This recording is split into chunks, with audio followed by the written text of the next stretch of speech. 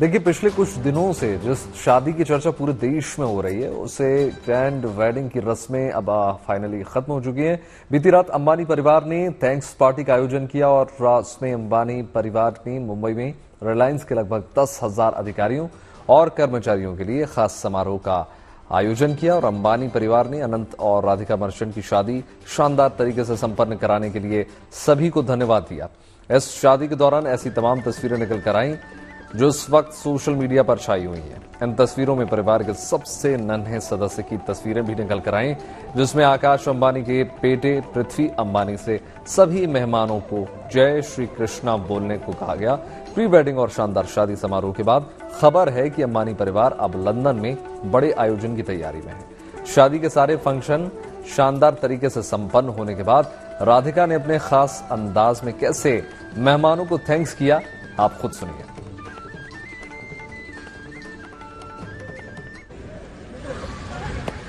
Hello everybody. Hello.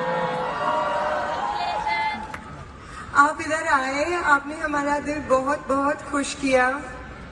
आप लोग ही हमारे लिए सबसे महत्वपूर्ण लोग हैं। आपके कारण हम हैं। आपके बिना ये सब बिल्कुल बिल्कुल नहीं हो सकता था। कल मेरा सीईओ इधर आया था और मैंने उनको बोला कि उनकी वजह से ही मैं ये शादी पे ध्यान दे सकती थी। अगर आप सब लोग नहीं होते तो अनंत और मैं एक दिन भी हमारी शादी एंजॉय नहीं कर सकते थे। तो दिल से, जेन्युइनली मेरे दिल से आप सब लोगों को बहुत बहुत धन्यवाद कि आप लोग ने हमें सपोर्ट किया और आप लोग की वजह से हमको इतनी आनंद और इतनी मजे से शादी करने मिली। थैंक यू एंड जय श्री कृष्ण। तो अंबानी परिवार ने जिस तरह से अनंत और राधिका की शादी को यादगार बनाया, उसकी चर्चा विदेशों तक है। शादी से पहले अनंत की मां नीता अंबानी ने भगवान के हर तीर्थ तक शादी का कार्ड पहुंचाया था।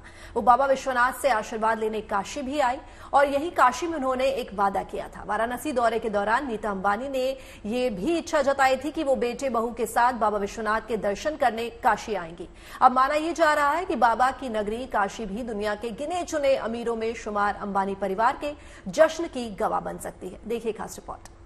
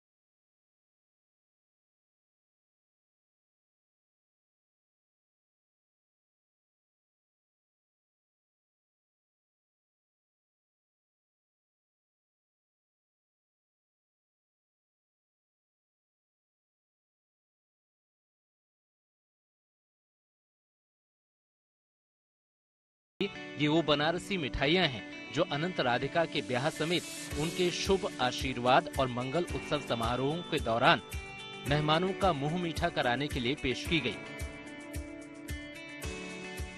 ये भी खबर है कि शाही शादी में मेहमानों को बनारस का लजीज चाट भी परोसा गया।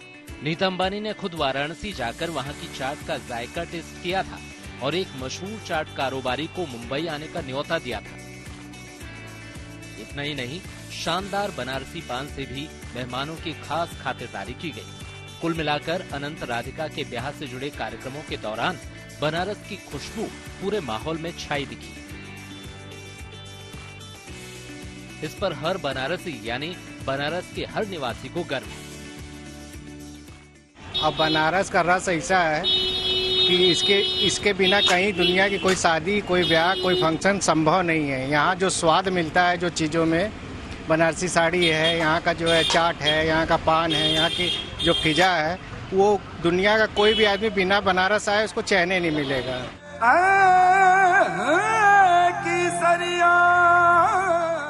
अब बाबा विश्वनाथ के आशीर्वाद से मुंबई में अनंत राधिका के विवाह का आयोजन संपन्न हो चुका है। और खबर है कि लंदन में भी एक रिसेप्शन होने वाला है। तो बनारस के लोग अंबानी परिवार से आग्रह कर रहे हैं कि वर वधू का एक स्वागत समारोह काशी में भी होना चाहिए। हम तो प्रेयर करेंगे काशी विश्वनाथ बाबा से कि उनका एक रिसेप्शन बनारस में भी हो। धन्यवाद। एकदम होना चाहिए, बनारस में भी एक प्रोग्राम होना चाहिए। मैसेज जाना चाहिए, ये लंदन में हो रहा है, कहीं भी हो रहा है, इन्वेंट करा, एक बार बनारस में होना चाहिए, इसका मैसेज सबको पहुंचना चाहिए। जय काशी विश्वनाथ।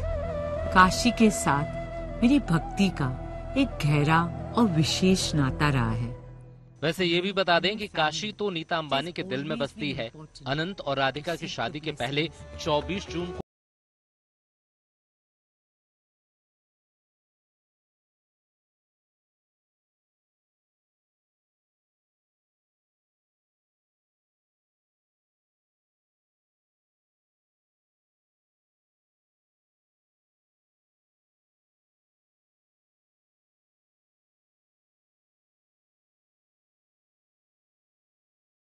जरूर से मेरे बच्चे अनंत और राधिका के साथ मैं जरूर से आऊंगी यहाँ, एक बार शादी हो जाए उसके बाद। और बस मुझे तो ये माँ गंगा और भोलेनाथ बाबा अपने बच्चों पर और सभी भारतीयों पर उनका आशीर्वाद सदा रहे। और हर हर महादेव।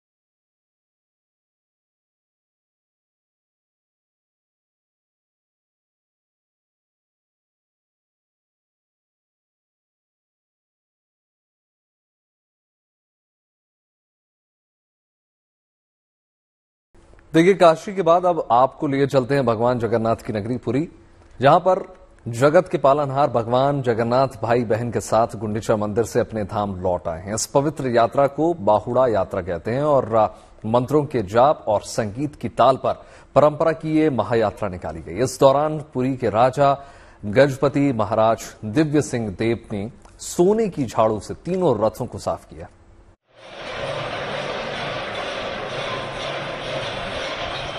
जय जगन्नाथ के जयकारों और झांझ मजीरों की गूंज के बीच भक्तों का जबरदस्त उत्साह।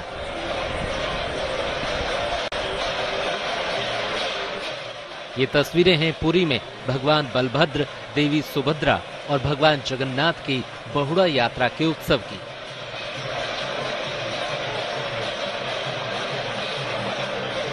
दरअसल जब भगवान जगन्नाथ अपनी मौसी के घर यानी गुंडीचा मंदिर से अपने निवास की ओर लौटते हैं, उनकी इस वापसी यात्रा को बहुड़ा यात्रा कहा जाता है।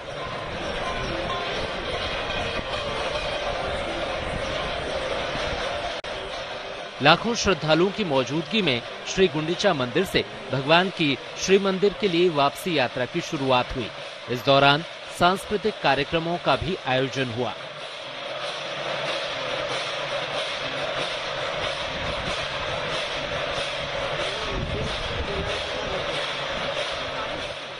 इस मौके पर पुरी के सांसद सम्बित पात्रा ने भी यात्रा में शामिल होकर भगवान का आशीर्वाद लिया।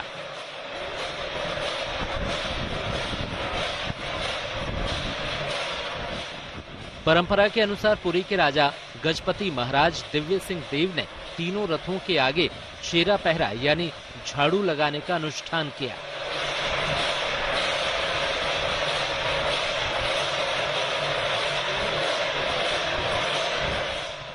अब रथों पर सुनाभेशा यानी स्वर्ण पोशाक की रस्म निभाई जाएगी। इस परंपरा में भागीदार बनने के लिए करीब 10 लाख श्रद्धालुओं के पहुंचने की उम्मीद है।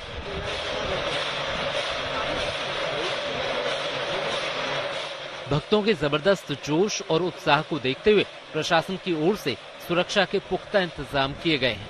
बड़ी संख्या में पुलिस बल के साथ पूरे शहर में सीसीटीवी कैमरे से निगरानी की जा रही है। Bureau report, good news today. और बात जब 7 समंदर पार हिंदुस्तान की हो रही है तो चलिए आपको लिए चलते हैं बिहार, जहां का हुनर रूस जैसी महाशक्ति के सर चढ़कर बोल रहा है। मेड इन बिहार शूज अब रशियन आर्मी की शान बन रहे हैं। हाजीपुर में जूता बनाने वाली यूनिट अब अंतर्राष्ट्रीय बाजार में खास पहचान हासिल कर रही है और यहां बने जूते यूरोप की मार्केट में ग्राहकों की पहली पसंद बनते नजर आ रहे हैं।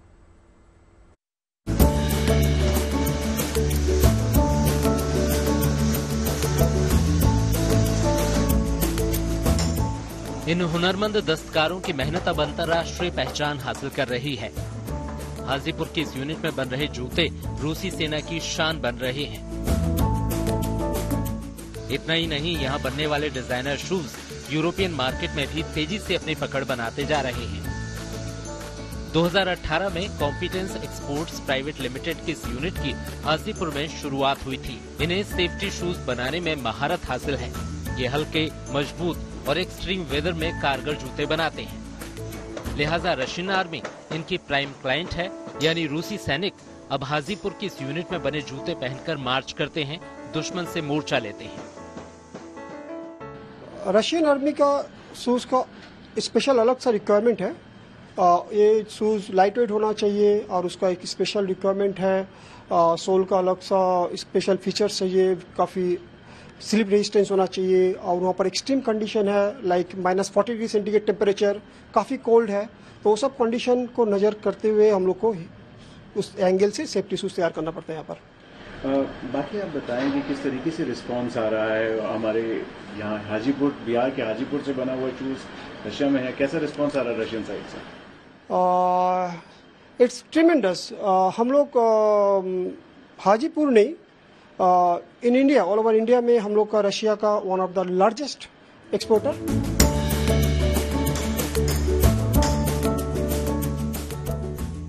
ये कंपनी बिहार में रोजगार बढ़ाने की दिशा में भी अहम भागीदारी दर्ज करना चाहती है। यहाँ 70% लेडीज स्टाफ काम करता है।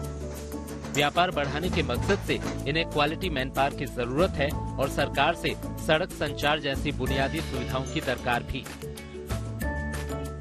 यहाँ पर हम लोग मैक्सिमम कोशिश कर रहे हैं कि लेडीज को, वुमेन्स को हम लोग मैक्सिमम एम्प्लॉयमेंट दे और नियरली 70% जो है हम लोग का यहाँ पर लेडीज एम्प्लॉयमेंट हम लोग दिए जा रहे हैं। नियरली अभी हम लोग 300 एम्प्लॉय है, आउट ऑफ 300 70% जो है लेडीज है।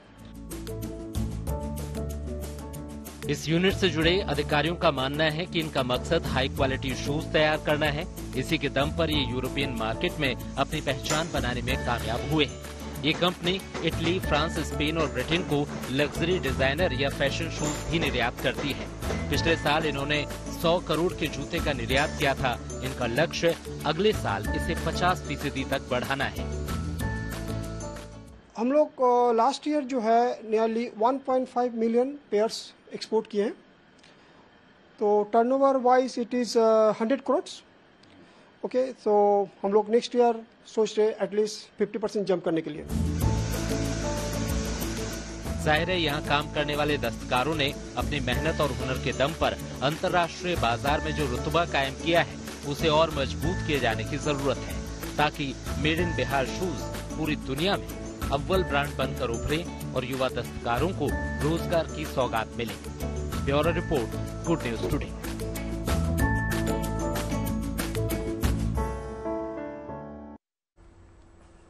हम आपको दिखाते हैं महाराष्ट्र के डोंबिवली के एक मां के संघर्ष की कहानी, जिसने अपने हौसले से बेटे को पढ़ा लिखा कर सीए बनाया। पति की मृत्यु के बाद उन्होंने सब्जी बेचकर अपने पूरे परिवार की जिम्मेदारी संभाली और बेटे ने भी उनके इस संघर्ष में साथ निभाते हुए सीए जैसी कठिन परीक्षा पास कर ली।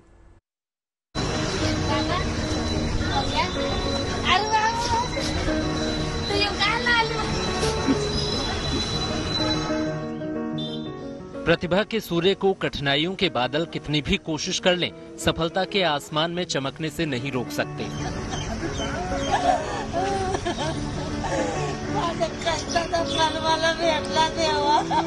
कुछ ऐसी ही कहानी है महाराष्ट्र के डोंबिवली में रहने वाली नीरा ठोंबरे और उनके बेटे की, जो हालातों से लड़कर जीतने वाले हौसले की मिसाल बन गए और आज उनके बेटे योगेश ने सीए की कठिन परीक्षा पास कर ली।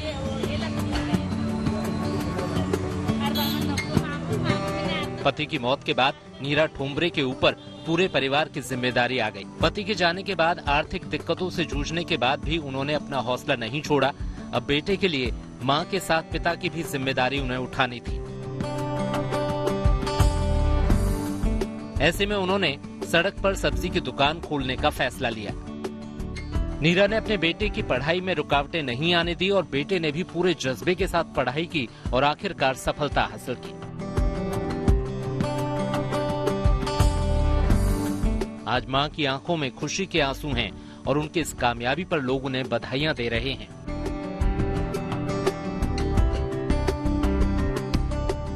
बेटे ने सीए की परीक्षा पास की तो मां को लग रहा है जैसे वो जिंदगी के इम्तिहान में अव्वल आई हूं। मां की मेहनत ने योगेश के लिए इम्तिहान पास करने में प्रेरणा का काम किया।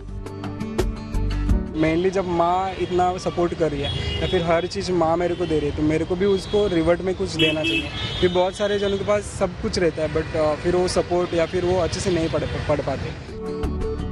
आसपास के लोग भी नीरा की मेहनत की तारीफ करने से नहीं थक रहे। सभी का कहना है कि नीरा की मेहनत सफल रही। शुभेच्छा देने वाले, इसने बहुत मेहनत किया, इसका मेहनत का फल बहुत अच्छा मिला। बहुत इतना आप इन्हें कब से जानती हैं? कैसे जान रहे? जैसा वो बैठता है वैसा मैं जानता है। बहुत मेहनत किया है उसने तो उसका फल अच्छा दिया भगवान। योगेश की सफलता कई लोगों के लिए मिसाल बनेगी, उन्हें प्रेरणा देगी। उम्मीद है कि इनकी मेहनत यूं ही रंग लाती रहेगी और ये और भी सफलताएं हासिल करेंगे। Mithilesh Gupta, Dombivli, good news today.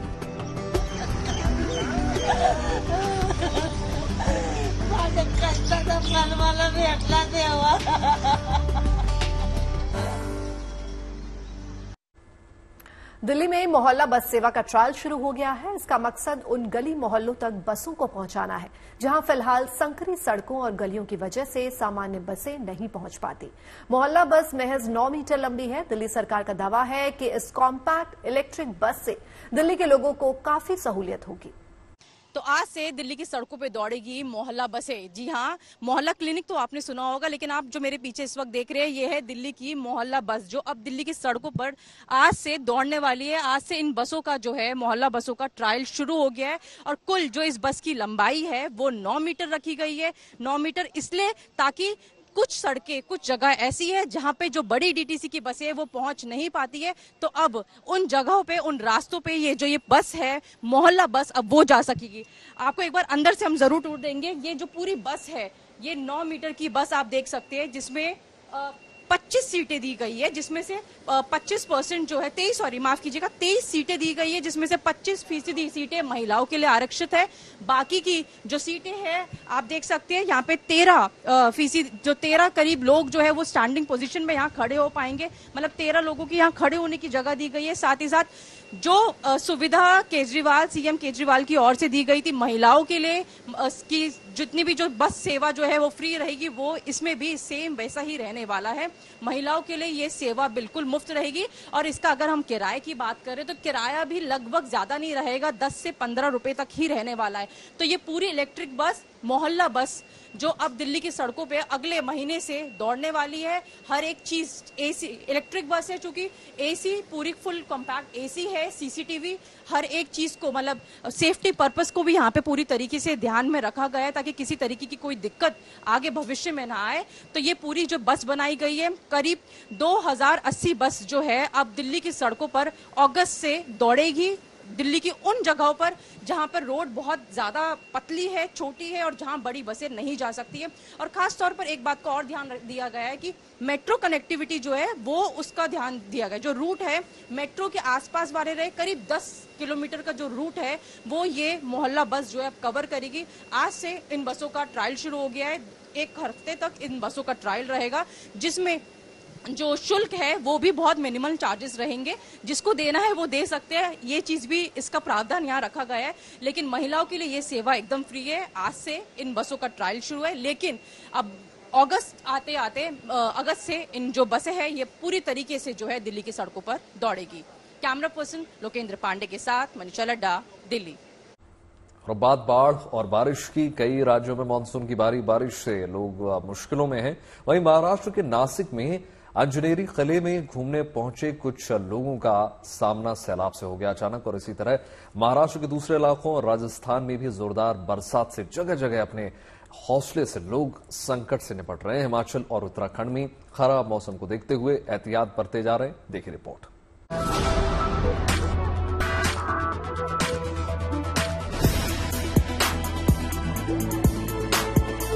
साथ ही हाथ बढ़ाना, मिलकर एक दूसरे का हाथ थामकर आगे बढ़ना। नासिक के अंजनेरी किले पर सैलाब की धार से जद्दोजहद करते हुए नीचे उतरते लोगों के मन में शायद यही चल रहा होगा। ये तस्वीर मुसीबत से निकलने के लिए लोगों के जज्बे और हौसले की कहानी कह रही है। यहाँ पर रविवार को तेज बारिश के बाद अचानक बढ़े जल प्रवाह के बीच फंसे सैकड़ों लोगों के लिए न तो आगे बढ़ना मुमकिन था और न ही पीछे लौटना। जोरदार बारिश के बाद मुसीबत का ऐसा दरिया बहा जिसे पार कर पाना आसान नहीं था, लेकिन लोगों का हौसला बरकरार रहा और समय पर वन विभाग की टीम भी पहुंच गई, जिससे तमाम लोगों का रेस्क्यू किया जा सका। हालांकि इस काम में कई घंटे लग गए। कुछ लोग ऊपर गए थे पहाड़ पे जाने के बाद बारिश अचानक बढ़ने से वहाँ की जो सीढ़ियाँ हैं वहाँ से पानी जोरों से बहने लगा और उन जो लोग ऊपर गए थे उनको नीचे आने में मुश्किल होने लगी। तो ऐसे वक्त पे फॉरेस्ट डिपार्टमेंट को कॉल हुआ और फॉरेस्ट डिपार्टमेंट की टीम वहाँ पे गई और उन्होंने सभी लोगों को वहाँ से सही सलामत रेस्क्यू कर दिया। तकरीबन 200 से 300 लोग छुट्टी के दिन अंजनेरी किले पर मौज मस्ती करने पहुंचे थे, लेकिन मौसम की बदली चाल ने इनके लुत्फ में खलल डाल दिया। प्रशासन और वन विभाग ने अब लोगों को आगाह किया है कि खराब मौसम में वो किले पर जाने से परहेज करें। जब भी बारिश ज्यादा रहती है तो वन विभाग की तरफ से लोगों को सूचना दी जाती है कि आप ऊपर ना जाए। ऐसे वक्त पे आप डिपार्टमेंट कोऑपरेशन चाहता है और जब लोग कहते हैं डिपार्टमेंट के लोग कहते हैं कि ऊपर ना जाए तब लोगों की सुनना चाहिए। ये नहीं कि हम बहुत दूर से आए हमको जाने दीजिए। महाराष्ट्र में मानसून के बादल खूब बरस रहे हैं। अमरावती की दरियापुर तहसील में भी कुछ ऐसा ही हाल दिखा। लगातार बारिश के बाद पानी का बहाव अचानक तेज हुआ तो खेतों में काम करने गए ये मजदूर बाढ़ में फंस गए। 5 से 6 घंटे तक ये बाढ़ के बीच फंसे रहे। जब पानी का बहाव कम हुआ तब ये मजदूर वहां से निकल पाए। सैलाब के बीच एक युवक के रेस्क्यू की तस्वीर गुजरात के भरूच से भी आई है। भरूच के नेत्रंग तहसील के मोरिनिया गांव में पानी के तेज बहाव के बीच फंसे युवक ने पानी से बचने के लिए पेड़ का सहारा लिया। प्रशासन के लोगों तक खबर पहुंची तो कई घंटे कड़ी मशक्कत के बाद उसे बचाने में कामयाबी मिली।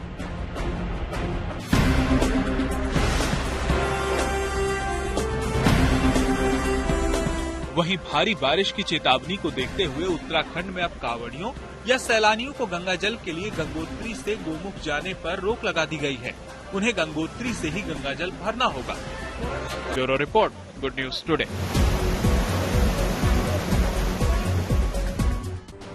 और शुभ समाचार में आज के लिए बस इतना ही, लेकिन आप बने रहिए गुड न्यूज टुडे पर। बिल्कुल देश और दुनिया की तमाम पॉजिटिव खबरों के लिए जुड़े रहिए गुड न्यूज टुडे के साथ। नमस्कार।